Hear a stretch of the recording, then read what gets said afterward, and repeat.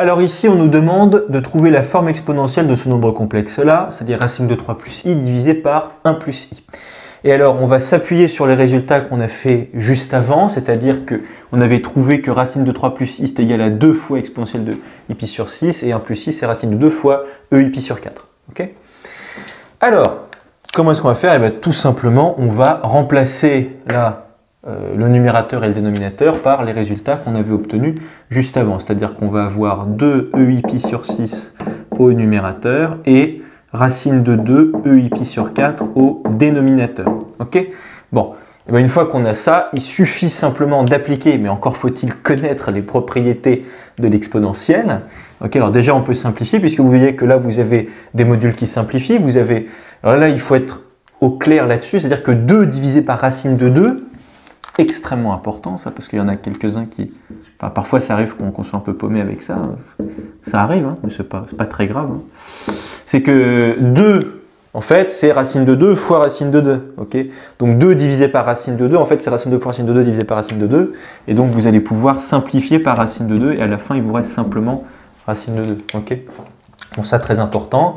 Donc vous allez avoir racine de 2 en facteur, et ensuite vous allez avoir exponentielle de i, et alors attention, vous avez exponentielle de i pi sur 6 divisé par exponentielle de e i pi sur 4, donc ça vous donne en réalité pi sur 6, okay, moins pi sur 4, ok, très important.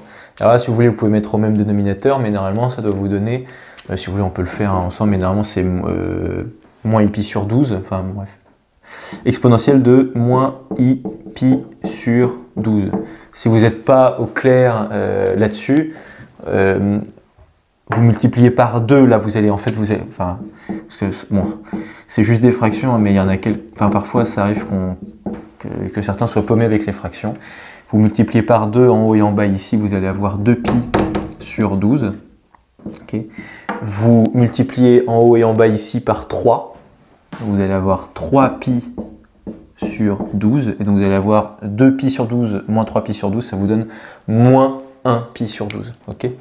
Donc oui, donc ça c'est vraiment important d'être à l'aise au passage au même dénominateur et de voir rapidement quel est le dénominateur le plus petit auquel vous pouvez, le dénominateur commun auquel vous pouvez arriver et qui soit le plus petit possible. Ici c'est 12 et donc votre résultat c'est racine de 2 fois ei fois exponentielle de moins i pi sur 12. Pardon. Voilà, donc là vous avez bien votre module et là vous avez un argument, enfin c'est moins pi sur 12 votre argument, enfin l'un des arguments de ce nombre complexe là. Alors bien sûr, si on nous avait demandé la forme algébrique de ce nombre complexe là, qu'est-ce qu'on aurait fait? On aurait multiplié en bas et en haut par le conjugué du dénominateur, par 1 moins i. Mais ça, on va le voir dans la vidéo de juste après.